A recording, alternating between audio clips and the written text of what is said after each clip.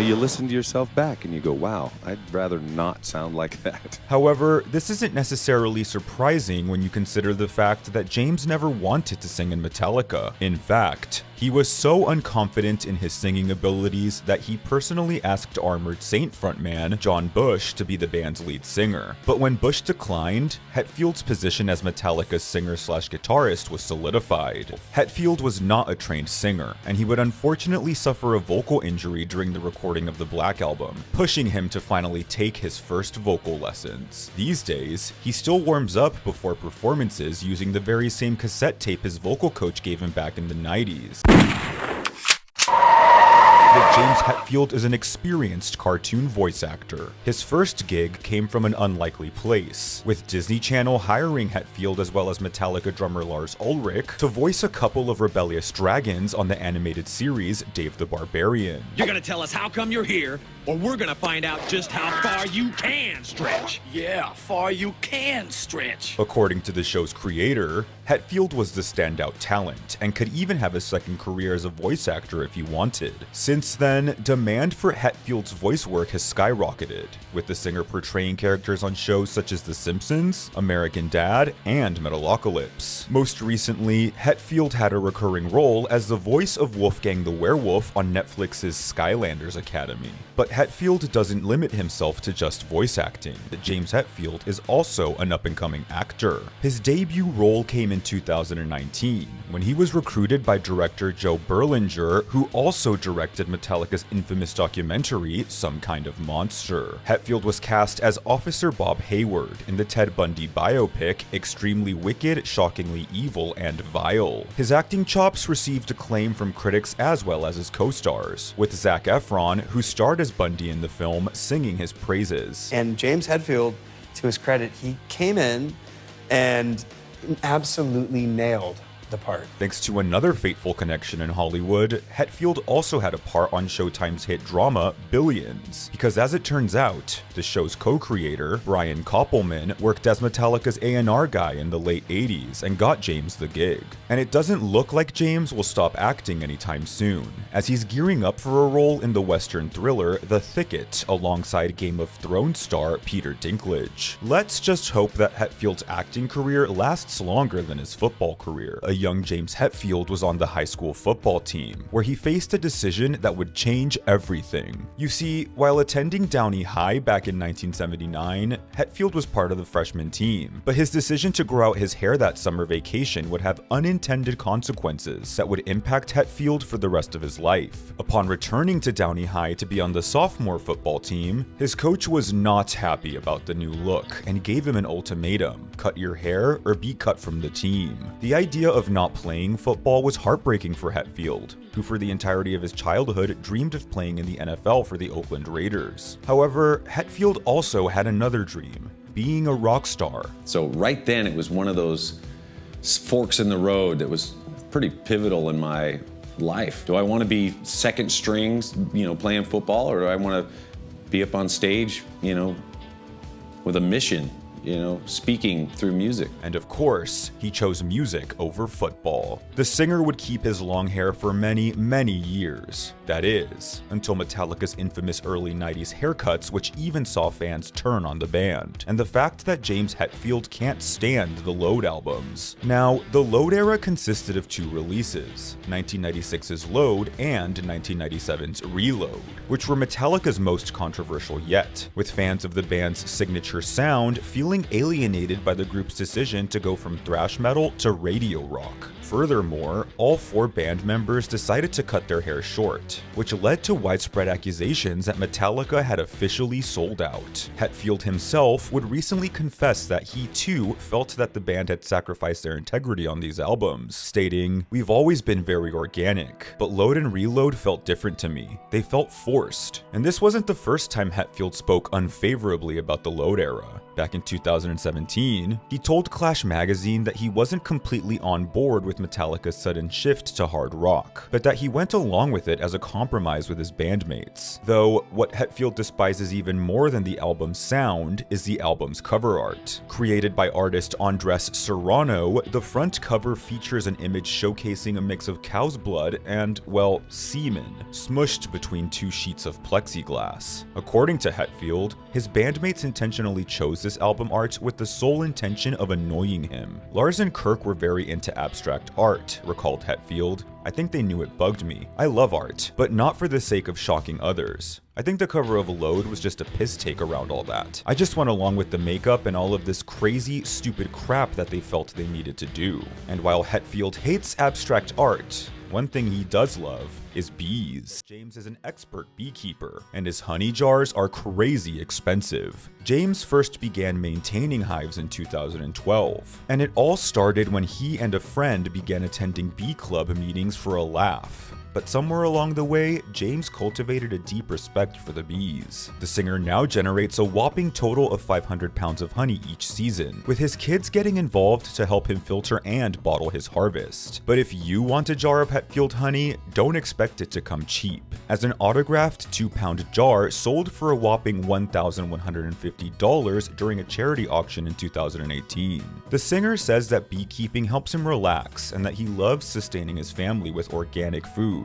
In fact, Hetfield owns a massive ranch where he grows his own vegetables and even harvests his own meat. But it's not all peace and quiet on the farm. We're taking a look at the years of controversy surrounding James Hetfield's land. The Metallica frontman purchased 1,150 acres of rural land in Lucas Valley, California in 1999, where he set up his Rockin' H Ranch. But in 2008, Hetfield would enrage locals when he permanently shut down a popular hiking trail with a 300-foot-long barbed wire fence. You see, the land Hetfield purchased included a trail that residents had been using for decades, and the land's previous owners had agreed to maintain those trails accessible to the public. Hetfield, however, did not make the same agreement, and grew tired of the non-stop littering and vandalism near his family home. Despite being well within his rights to put up a fence around his property, the locals still called the move a slap in the face to the community. Further angering residents, Marin County was eventually forced to spend over $500,000 building a new trail to replace the one Hetfield shut down. But that's not all, as in 2011, Hetfield became embroiled in a dispute with his neighbors after declaring his intention to develop additional home sites on his land. The singer's application to build up to 34 houses on his property was met with harsh opposition from nearby residents, leading to a lengthy legal battle that the rocker would abandon after a few years. James eventually left California to escape what he described as the elitist attitudes of the locals and moved to Colorado, purchasing one of the most insane properties we have ever seen. That James Hetfield lives in one of the most desirable mansions in the world. Voted Mountain Living's 2010 Home of the Year, Hetfield's nearly $30 million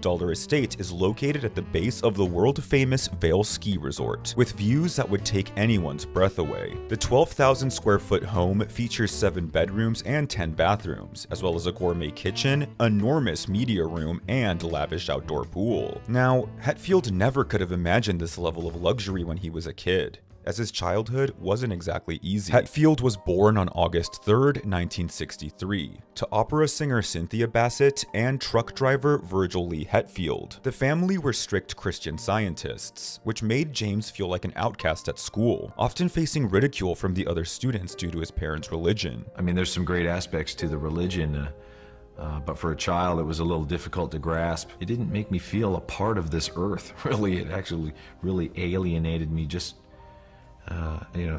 as silly as it sounds, but it really did. When James was only 13 years old, his parents would divorce, and 3 years later, his mother was tragically diagnosed with cancer. Despite having a very treatable form of the disease, Cynthia rejected chemotherapy, as Christian Scientists don't believe in doctors and instead rely on their belief in God to heal them. She would sadly pass away within a year, and the loss was traumatic for Hetfield, who would not even have a chance to properly grieve his mother, as Christian Scientists don't believe in funerals. He would even blame his father for his mother's death. Hetfield would later channel his devastation in the lyrics to the song The God That Failed on Metallica's 1991 Black Album. And speaking of the Black Album, that James nearly blocked the release of one of Metallica's most popular songs. We're talking about the ballad Nothing Else Matters, which James wrote about life on the road and missing his girlfriend back home. The song was meant to be nothing more than an outlet for the singer's private and vulnerable feelings. But Lars Ulrich eventually got his hands on the song and pushed James to include it on the Black Album. At first, I didn't even want to play Nothing Else Matters for the guys, confessed Hetfield. It was so heartfelt, so personal to me. I was kind of embarrassed. Still, James agreed to record the song, but almost immediately regretted his decision when producer Bob Rock brought a composer into the mix, as James felt this strayed too far from what Metallica represented at the time. Despite all of his reservations, Nothing Else Matters went on to become one of Metallica's most enduring songs, with the music video even surpassing 1 billion views on YouTube, their most watched video of all time. James now looks back on this song as one of his greatest triumphs as a songwriter. And speaking of his writing, we can't talk about James without mentioning his fondness for the word yeah. How songwriters come up with a riff, like one of your iconic riffs. You come up with a riff. How do you know what to sing over? And does it all start with the riff? Yes, it definitely starts with the riff. For me as a vocalist, I try to insert where the guitar isn't at times. We'll do like Sandman, for instance. Then the verse is, you simplify the riff so the vocal has its place to jump around, Kirk came up with that riff. I know I've read like 3 a.m, Kirk, you're laying in bed and you heard that Correct. kind of riff. And I know Lars then said to you, why don't you do this and this and this to the riff? But play the original riff, Kirk, that you came up with before you even showed it to James. Literally, Howard, it was at 3:00 in the morning, and I played it like this.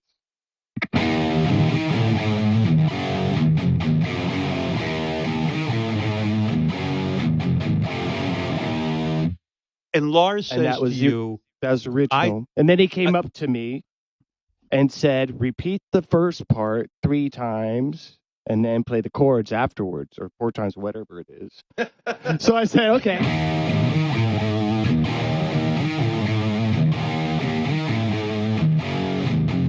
You hear the 3 and 1 in that? So yes. We call the back. The back one is the tail. The front one is, whatever. Yeah. 3 repeats and then a tail. And then you have a workable riff. Lars doesn't know how to play guitar, and he will arrange stuff, and he'll just say, hey, can't you do that thing in another key? Something that I wouldn't do, like Sandman, for instance. Then change the key. It's like, I wouldn't do that. I can't pick that. And then it'll be a challenge. It's like, okay, I can do that. So there's a lot of pushing of each other, same with like drum stuff too. Exactly, yeah. Like, James, hey, can't you do this thing there? And it's like, I would never have thought of that. And yes, I can try that. Give me a day and I'll come back and it'll be worked out. But the main thing, thankfully, with this bunch of guys is that when we go into a songwriting situation, we leave our egos outside, and it's not, it's my guitar, don't tell me what to play. Oh, I'm the drummer, just stay away. It's like, James, well, how about this part? How about that? Why don't you try it on the toms? Of course. And I'll throw stuff back to James, go, why don't you try this? Try a different key. Why don't you down pick it, but instead of try to galloping it, or try to go chugs instead of double picking or whatever. And that there's that freedom because there's trust. And when there's the trust, there's the love. And then you're not, there's nothing that's going to happen by getting into each other's stuff that's going to affect the relationships. And that's a great thing. James Hetfield is contractually banned from skateboarding. The Metallica frontman first took up the hobby in the 80s, using it to help him fill the endless downtime while on tour. That is, until the afternoon of March 26, 1987 changed everything. That evening, Metallica were set to perform on Saturday Night Live, but were forced to cancel when James broke his wrist after falling off of his board that very same day. To make matters worse, Metallica also had to push back the release of Garage Days Revisited by several months while James healed up. Faced with financial losses due to the injury, the band's management company, Q Prime, then decided to put a clause in Hetfield's contract, forbidding him from riding a skateboard while Metallica was touring. At least James can find comfort in the fact that he's a playable character in the Tony Hawk Pro Skater video game series, where he can skate virtually to his heart's content without the fear of injury. And speaking of injuries, James Hetfield has nearly died on stage. Let's go back to August of 1992,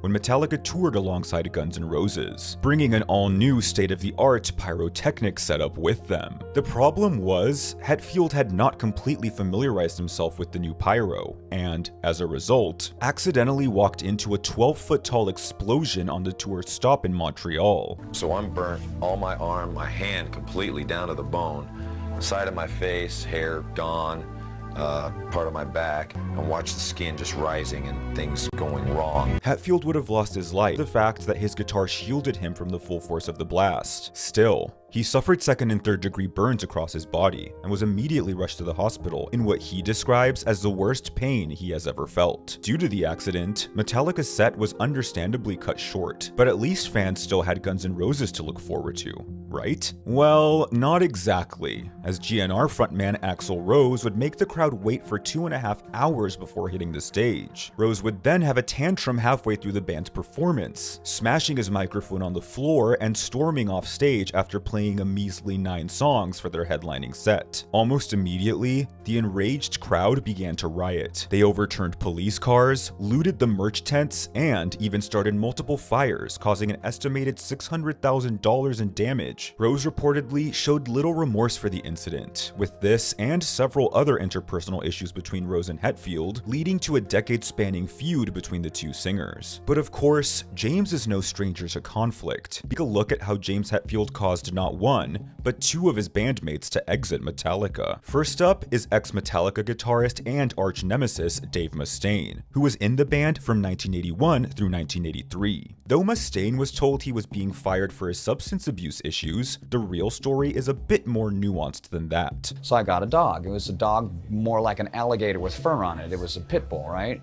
So I took the pit bull up to rehearsal when I was in Metallica, and it stuck its little teeny feet up on the carve of the bass player. James kicked the dog, so I punched him in the face, and that was the end of it. He cites this fist fight as the true reason he was later fired from the band. An embittered Mustaine went on to form rival band Megadeth, and continues to trash James Hetfield in the press to this very day. And of course, we have to talk about former Metallica bassist Jason Newsted, who in 2001 would suggest to his bandmates that they take a year-long break so that he could focus on his side project, Echo Brain. Hetfield immediately voiced his disapproval, stating that he was against the idea of any member of Metallica taking on a side project. James started saying, "I'm not sure I'm good with this," recalled Newsted. "My head started spinning. I was feeling like a little kid being reprimanded." The final straw came when Hetfield blocked Metallica's managers from representing Echo Brain, pushing Newsted to suddenly and dramatically quit the band. Metallica nearly called it quits after Newsted's exit, and it's hard to imagine Hetfield losing the band he helped create. That Metallica's iconic logo was created by James Hetfield himself, on a napkin of all places. When we were thinking of the band and what dream we wanted, how we wanted to conquer the world with music and all this stuff, I don't know, it just came out of just a sketch. Though not an expert graphic designer, Hetfield did gain valuable illustration experience in high school drafting classes, which helped him bring his vision of Metallica's logo to life. His work has certainly stood the test of time and continues to be featured on the cover of Metallica's releases. Hetfield's design is so good that it's even been ripped off multiple times, with pop artists shamelessly emulating the barbed wire lettering for their merch. However, It wasn't until one of the Kardashians stole the logo that Hetfield finally spoke up. It all started on June 28, 2017, when the sisters announced that they would be releasing a line of vintage shirts which featured their faces plastered over images of several musical icons, including Metallica, Ozzy Osbourne, and more. The backlash was immediate, with Ozzy's wife, Sharon, being the first to blast the designs. "Girls, you haven't earned the right to put your face with musical icons," she stated. "Stick to what you know,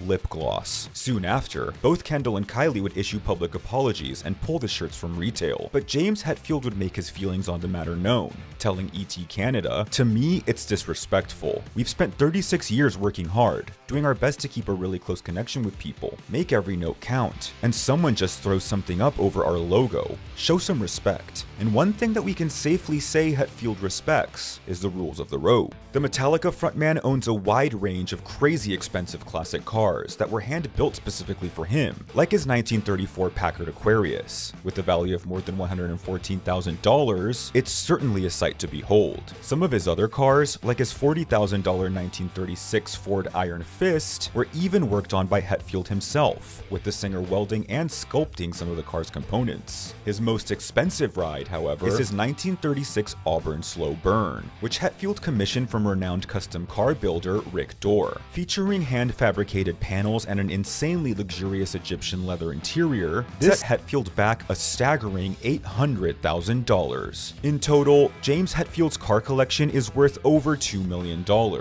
But as we all know, money doesn't buy happiness. Now, in their early days, Metallica were affectionately referred to as Alcoholica, and with good reason. They outdrank all of their peers and then some. Unfortunately, this lifestyle would slowly forge James Hetfield's crippling addiction to alcohol. After decades of bringing his drinking habits home with him, the singer was eventually kicked out of the house by his wife. Hetfield realized that he had already lost his family once as a young boy, and he was on the verge of losing them again. So he made the decision to get sober and took a highly publicized trip to rehab in 2001. What worked for me was 7 weeks someplace, like basically tearing you down to bones, ripping your life apart, anything you thought about yourself or what it was, anything you thought you had, your family, your career, your anything, gone. Strip you down to just, okay, you're born.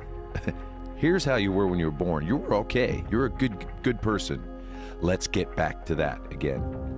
And then they slowly rebuild you. The singer remained sober for 15 years. However, things would take an unfortunate turn in 2019, as Metallica would be forced to cancel their touring plans for that year so that Hetfield could enter rehab for a second time. And it's not just drugs and alcohol, as Hetfield would further state that he's also addicted to fame during a 2022 interview with The New Yorker. And his response was disarmingly honest, bringing up internal questions fans will surely be able to relate to. "Will I ever allow myself to be happy enough to say I found it?" asked Hetfield. Maybe that's a lifelong quest. The search for family. When my family disintegrated early on in life, I found it in music. I found it in the band. Obviously, our fans have become a kind of worldwide family, but at the end of the day, they say they love you, and you kind of go, okay, what does that really mean? And Hetfield's introspective answer is understandable. Earlier that year, he filed for divorce from his wife of 25 years, and also experienced an emotional onstage breakdown in the middle of a Metallica show in Brazil that was captured on video, where Hetfield would confess that he was reluctant to hit the stage that evening due to feeling insecure, old, and like he couldn't play guitar anymore. Thankfully, his bandmates in Metallica were there to support him. So, I talked to these guys, and they helped me. As simple as that. They gave me a hug and said, hey, if you're struggling on stage, we got your back. And I tell you, that means the world to me. That's when Lars, Kirk, and Robert walked over to James and gave him a group hug. The singer was overwhelmed with emotion and began to openly weep on stage. He would then look to the audience and say words that everyone, including James himself, needs to hear. And seeing you out there, I am not alone. I am not alone, and neither are you.